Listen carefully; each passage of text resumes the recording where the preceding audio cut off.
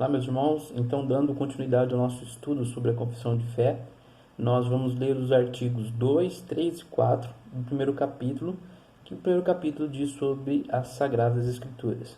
Espero que Deus nos ajude a entender essa parte dessa confissão e entendermos mais sobre a sua palavra. Até mais. Pois bem, meus irmãos, então vamos para o artigo 2 da nossa confissão, que diz que sob o nome de Sagradas Escrituras, ou Palavra de Deus escrita, inclui-se agora todos os livros do Velho Testamento e do Novo Testamento. Então mostra-se a listagem do Velho e Novo Testamento, de todos os livros, evangelhos, narrativas, epístolas que o compõem, e no final do artigo 2 diz: todos os quais foram dados por inspiração de Deus para serem a regra de fé e vida prática. Meus irmãos, nós temos que entender algumas coisas aqui. Primeiro, o cânon das Escrituras. Quando nós falamos que a Bíblia ela é canonizada, ela é santa, ela é a Escritura sagrada, nós temos que entender o que é cânon. Necessariamente e literalmente, cânon significa medida, significa regra, significa norma.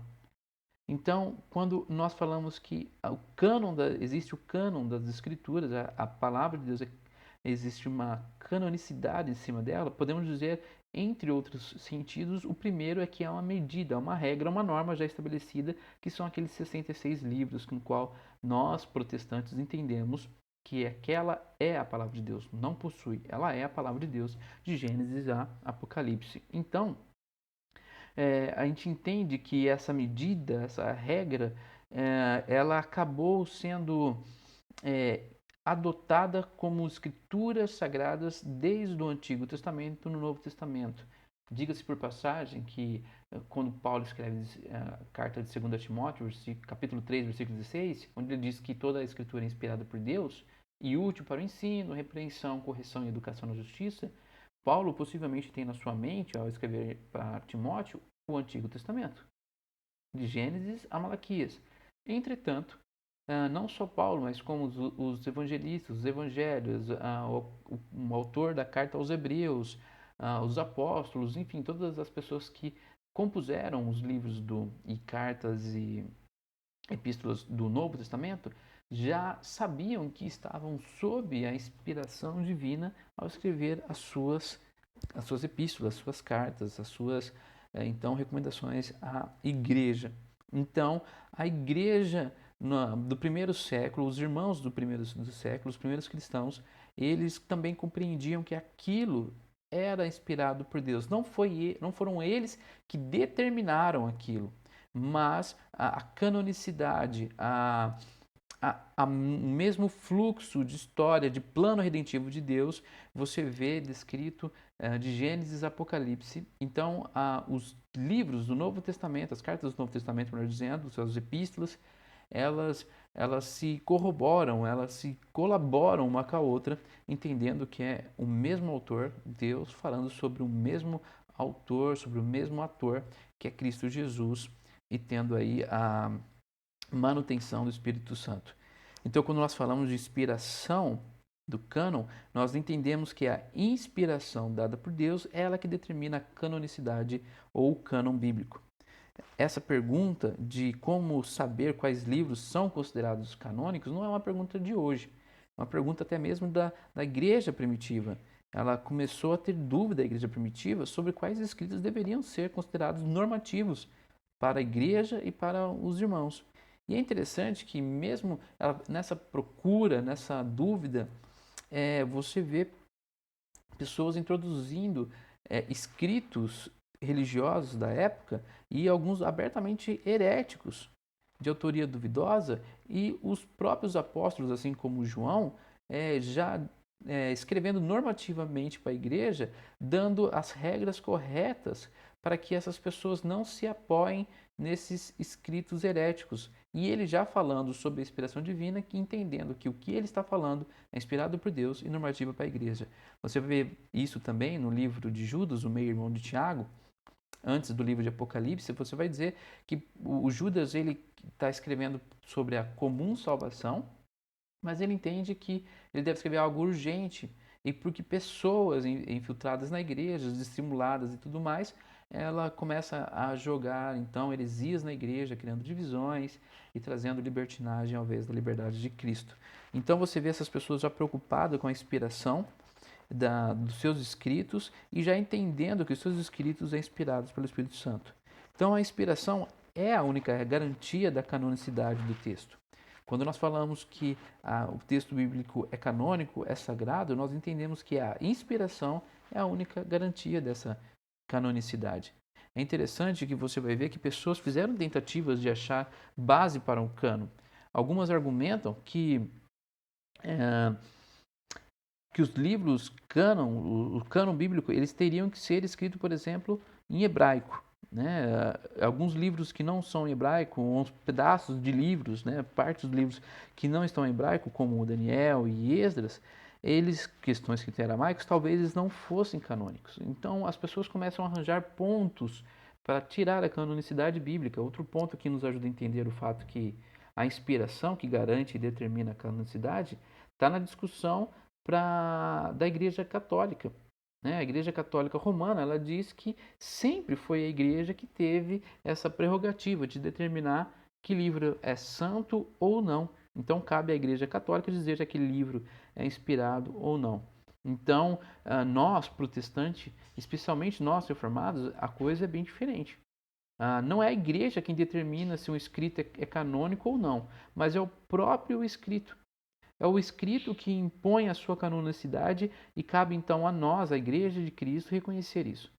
Nós devemos lembrar que esse reconhecimento por parte da Igreja é pura obra do Espírito Santo, não é nossa. Então, quando nós entendemos que aquele livro que nós estamos lendo, as cartas, as epístolas, ela é inspirada por Deus, nós entendemos como regra de fé e prática, esse reconhecimento é da parte vinda e parte pura do Espírito Santo, a pura parte do Espírito Santo, porque ele é puro como um todo, nos então fazendo reconhecer que aquela palavra é santa, é inerrante, é infalível. É o Espírito Santo que testifica em nosso íntimo que o escrito é a palavra de Deus. E dessa forma, então, nós aceitamos definitivamente que a palavra de Deus é de Gênesis a Apocalipse.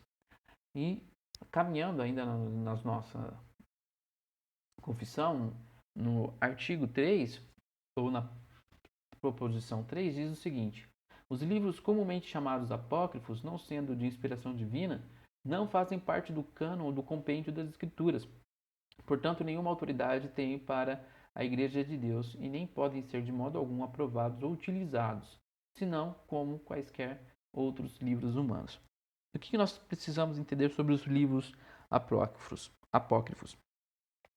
O cânon do Antigo Testamento, ele fecha mais ou menos cerca do ano 435 antes de Cristo. E o último livro provavelmente escrito foi Malaquias. Continuou sendo assim escrita a história do povo judeu, a gente vai ver isso muito bem escrito e detalhado no livro de Macabeus, por exemplo. Mas isso já não era aceito como canônico para os judeus daquela época. Você vai ver que até o próprio autor do livro de Macabeus, no livro 1 de Macabeus, ele fala no capítulo 4, versículo 45 e 46, ele diz que ele declarava que todos estavam à espera que se levantasse um profeta, algum profeta se pronunciasse a respeito. Você vai ver também que o autor de Macabeu, ele chegou a dizer que fazia muito tempo que não se levantava um profeta, pois falou a respeito de um grande sofrimento, no qual não tinha havido desde o dia em que não mais aparecera um profeta no meio deles. Isso é o que eu acabei de ler em 1 Macabeus 4, versículo 45 e 46 e 1 Macabeus 9, versículo 27. E nós temos que levar em consideração que o livro de 1 Macabeus ele foi escrito 100 anos antes de Cristo. Então você já percebe que nesse tempo não houve profetas, até o Malaquias não houve profetas, foi haver um novo profeta e o último profeta já na época de Cristo, sendo esse último profeta possivelmente o primo de Jesus Cristo, chamado João Batista. Esse foi o último profeta. É interessante que até mesmo Flávio Joséfo, considerado aí talvez o maior historiador judeu que nasceu no ano 37 depois de Cristo, ele disse que aqueles livros que continham a história dos judeus depois de Artaxerxes, que Artaxerxes é o rei da Pérsia, né? Lembrando que a Pérsia ela dominou a Babilônia e depois a Pérsia foi dominada pelo Império Macedônio Grego e logo depois os romanos estão aí, junto com o povo grego, macedônio, formando um novo reino, no qual Cristo já nasce nessa intersecção do reino grego-macedônio e romano também, né? Então, o próprio Flávio Joséfo diz que os judeus não já julgavam isso como esses livros apócrifos como não dignos de crédito, porque não tinha uma sucessão profética. Eles entendiam que o último foi Malaquias. Então os judeus não aceitavam os apócrifos, pois eles criam que depois dos últimos profetas, que foram Ageu, Zacarias, Malaquias, o Espírito Santo havia se afastado de Israel. Então, nós devemos lembrar outra coisa, que não há citação nenhuma do Novo Testamento aos livros apócrifos que foram inseridos na Bíblia, principalmente a Bíblia Católica Romana. A primeira vez que os apócrifos aparecem na Bíblia é na tradução chamada Vulgata, feita por Jerônimo. E Jerônimo havia colocado uma nota em relação àqueles livros, isso já no ano 404 depois de Cristo, dizendo que aqueles livros não eram inspirados, não eram canônicos, mas somente eles podiam ser utilizados de uma forma mais proveitosa para a igreja. Então, creio que pela Vulgata Latina, né, a Bíblia de tradução de Jerônimo, ela teve uma ampla divulgação. Eu acho que isso fez que esses livros canônicos fossem então tomando mais espaço, né? Assegurou então o acesso, foi assegurado o acesso a esses livros apócrifos. Mas nós temos esses livros apócrifos inseridos nos 66 livros que nós entendemos como cânon sagrado, somente em 1546 no Concílio de Trento. E você vai entender que esses textos, quero que você entenda que esses livros apócrifos, eles foram inseridos na Bíblia Católica Romana, mais por interesse de atacar a reforma luterana e a reforma calvinista, né? A reforma protestante ali do século XVI. Então, os apócrifos, na verdade, eles ofereciam material para atacar a doutrina da salvação somente pela graça, e também para para perseverar ou para manter uma doutrina que a Igreja Católica Romana ainda tem, que é a oração pelos mortos. Lembrando da oração pelos mortos, talvez fosse dos maiores impulsos para a indulgência do século XVI. Então, a aceitação católica dos apócrifos foi muito mais por causa de um embate histórico, histórico e teológico, do que realmente entender que aqueles livros são sagrados e assim estar no cânon. Basicamente, era para separar a Bíblia dos protestantes e a Bíblia dos católicos romanos. Então, para a gente resumir, nós podemos citar que os motivos pelos quais os apócrifos não devem ser aceitos e não são aceitos pela Igreja Protestante é que eles não atribuem a si mesmo um tipo de autoridade que tem os escritos do Antigo Testamento. Eles não foram considerados palavra de Deus pelo povo judeu, no qual se originaram, lembrando que foram histórias do povo judeu, né, esses livros apócrifos. Esses livros apócrifos eles não foram considerados escrituras por Jesus e nem por nenhum escritor do Novo Testamento. E esses livros apócrifos não contêm ensinos coerentes com o restante da Bíblia, ok? Então, por isso que nós entendemos que esses livros que são chamados comumente apócrifos não são inspiração divina, não pode ter utilização ou aprovação alguma, senão como um livro histórico escrito por seres humanos, um livro comum, nada de sagrado, simplesmente histórico. Para a gente finalizar, o artigo 4 diz: a autoridade da Sagrada Escritura, razão pela qual deve ser crida e obedecida, não depende do testemunho de qualquer homem ou igreja, como nós vimos, mas provém inteiramente de Deus, sendo Ele mesmo a verdade e o seu autor. A Escritura, portanto, tem que ser recebida por ser a palavra de Deus. Meus irmãos, aqui a gente tem que ter algo na cabeça, tá? Mais uma vez, a segunda carta de Pedro, quando ele escreve no capítulo 1, do versículo 19 ao 21, diz que temos assim tanto mais confirmada a palavra profética e fazeis bem em atendê-la, como uma candeia que brilha no lugar tenebroso, até o dia clareie e a estrela alva nasça em vossos corações. Sabendo primeiramente isto, que nenhuma profecia da Escritura provém de particular erudição, porque nunca, jamais, qualquer profecia foi dada por vontade humana. Entretanto, homens santos falaram da parte de Deus, movido pelo Espírito Santo. Então nós temos aqui uma definição da autoridade das Sagradas Escrituras. A razão pela qual nós devemos crer e obedecer. Nós sabemos que são pessoas que foram usadas pelo Espírito Santo. Nunca, jamais, qualquer profecia foi dada por vontade humana. Entretanto, homens santos falaram da parte de Deus, movidas pelo Espírito Santo.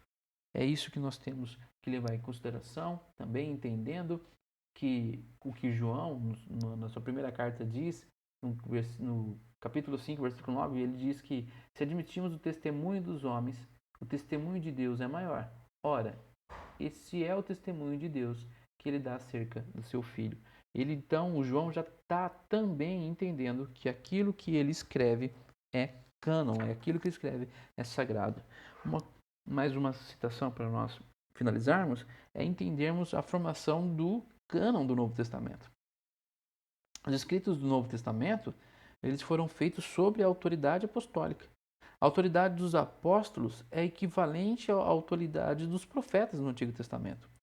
Você vai ver isso em João 14, 26, no capítulo 16 também de João, versículo 13 e 14, Atos 5, 2 Pedro 3, como nós lemos. Na verdade, nós temos aqui base suficiente para dizer que os escritos apostólicos eram já reconhecidos como normativos.